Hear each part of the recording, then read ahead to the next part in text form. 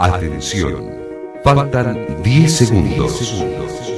9, 8, 7, 6, 5, 4, 3, 2, 1 segundo. Ok. El paradigma narrativo de Walter Fischer. Walter nació en 1931 y recibió su doctorado en la Universidad de Iowa en 1960. Siendo profesor planteó el paradigma narrativo que afirma que toda comunicación ocurre a través de la narración.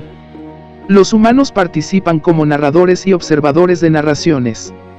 Esta teoría afirma además que las historias son más persuasivas que los argumentos.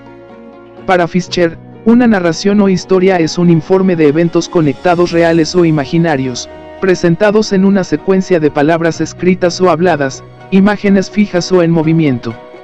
Es decir, el ser humano en esencia es contador de historias.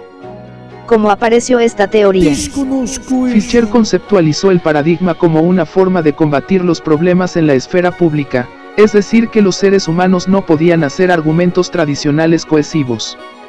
En ese momento, el paradigma del mundo racional era la teoría utilizada para satisfacer las controversias públicas.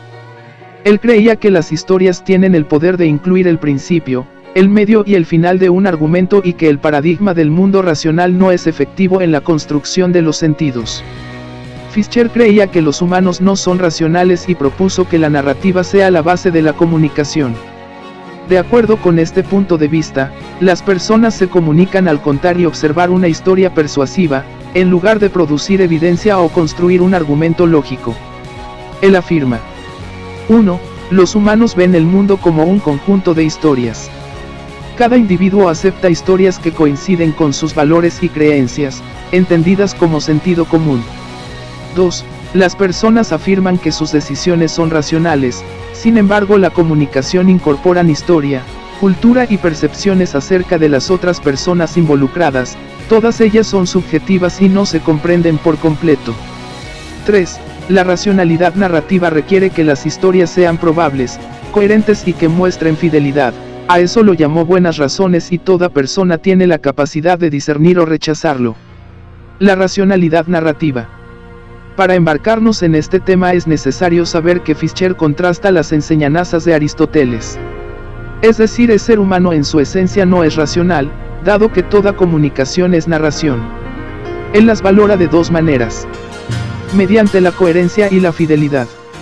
1. La coherencia es el grado en que una historia tiene sentido. Las historias coherentes son internamente consistentes, con suficiente detalle, personajes confiables y sin mayores sorpresas. La capacidad de evaluar la coherencia se aprende y mejora con la experiencia. Las personas determinan evaluar la coherencia de una historia al ser comparadas con historias similares. 2. La fidelidad narrativa. Es decir, una historia va a ser aceptada de acuerdo a nuestras propias experiencias y creencias. Un ejemplo sería sobre el diluvio universal. Es probable que sea creíble para los que son religiosos pero no para los ateos. En conclusión, Fischer creó la narrativa como una respuesta a Aristóteles, chocando el paradigma racional mundial que explica que los seres humanos se basan en argumentos y lógica. Sin embargo, Fischer no niega lo racional, sino que explica la socialización, el contexto cultural y las percepciones son partes importantes en la comunicación.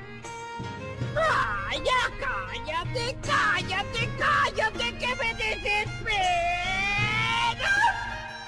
¡Oh! ¿Podrías dejar de ser burro por solo 5 minutos? Está bien, ya entendí, no soy burro.